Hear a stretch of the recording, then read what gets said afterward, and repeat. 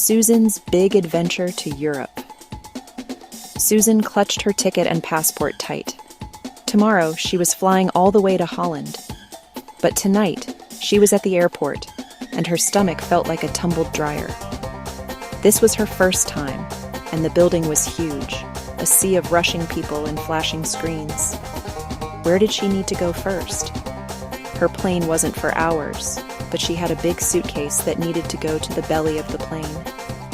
A kind-looking attendant with a bright vest stood near a sign that read, "Information."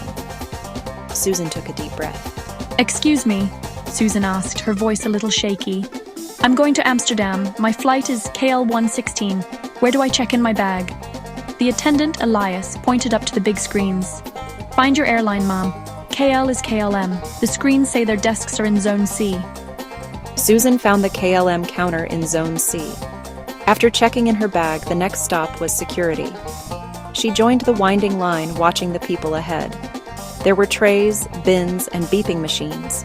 This part looked the most confusing. Once through security, Susan collected her belongings and found herself in a huge shopping and dining area. But she couldn't stop yet. She needed to find her gate, B42. She looked at her boarding pass, then at the signs overhead.